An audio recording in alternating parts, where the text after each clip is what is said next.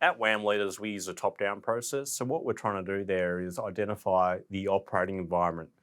The operating environment which will be positive for certain sectors, and then within those sectors, we're looking at a bottom-up approach, trying to pick the best stocks within those sectors. And the rigor of our bottom-up approach, we constantly see management. We try to identify companies that are going to be leading within their sectors.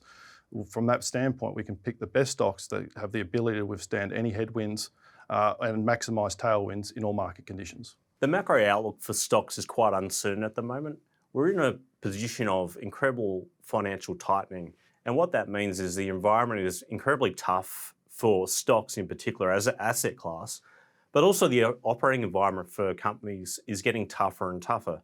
And what that means is we're going to see earnings growth decline over the next 12 months in quite a significant manner. There also is a chance of potential risk here that we push too hard and the consequences turn into a fairly big recession. That is a watching brief. That is not our base case. We think the base case is policy will start to pause, not pivot, but pause. But that will still make the environment pretty tight for companies. So we have to be cautious over the next 12 months.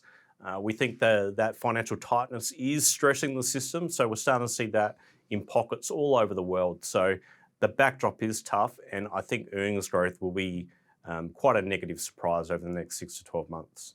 We're starting to already see the emergence of headwinds in a number of sectors, and it's rapidly deteriorating, in particular consumer discretionary and the building sector in the US. What we can also identify is there's three separate different paths that central banks around the world are taking. So if you look at what the US are doing, they are steadfastly trying to keep inflation down. That's the primary focus of policymakers over there. Whilst Australia, the central bankers and Phil Lowe, is too scared to aggressively tackle inflation. He's very conscious of the property sector, ensuring that we don't have a property demise in Australia. And lastly, China, where they're trying to stimulate. They're doing quite the opposite of everyone else. And what we can see is that you've got three distinct paths that the central banks that control the Australian stock market and the outcomes of the Australian stock market taking three very diverse paths. And our job is to try to navigate through those and try to predict the earnings of the companies that are affected by these various policymakers.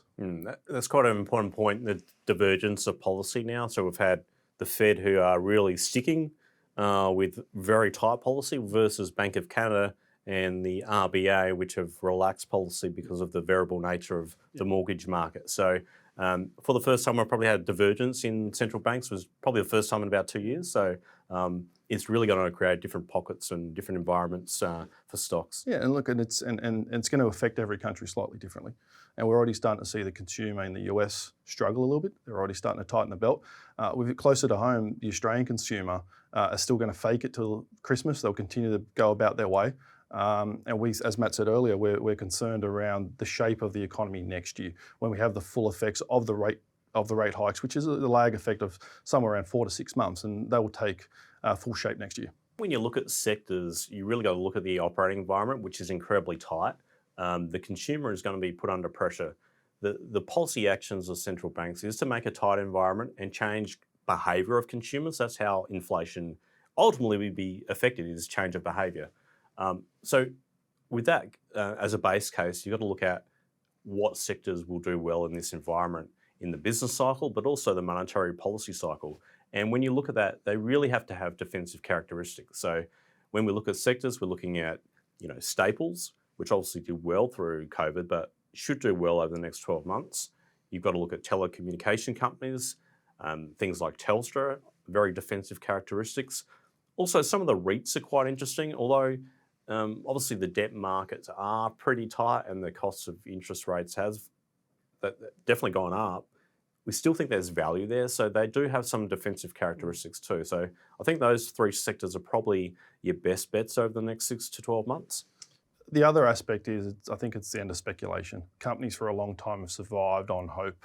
The free money allowed companies to kind of overachieve on ambition, but what we expect now is it's a return to the old economy, the real economy of sorts, where cash flow is king, ability to control your bottom line costs. With inflation running rampant, we're going to be able to focus on which management teams have the ability to kind of crimp that cost line as the top line slows. So really it's the old world economy where we're returning. We continue like all stocks. We continue like insurance.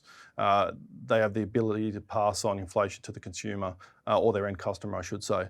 So it's really it's a new old world versus the new world, and our preference is the old world. Yeah, I mean, that's a very good point. The era of speculation or the bubble of everything is over.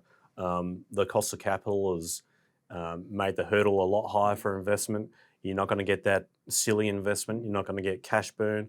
And quality is the absolute most important quality to have over the next 12 months. Defensive quality will be the term we would coin to focus on. Coming out the other side, and as we start to kind of, as Matt alluded it, if we've tightened too aggressively and central banks have to respond by loosening somewhat, find the market leader, and that's what we'll be trying to identify towards the middle of next year, is finding those market leaders that have the ability to kind of absorb and withstand all the shocks that we'll be facing over the next 6 months, and they will come out the other side stronger. And thanks, shareholders, for listening to WAM Vault today, and you continue support over the life of WAM Leaders. We really appreciate it, and we hope to keep delivering good returns for you.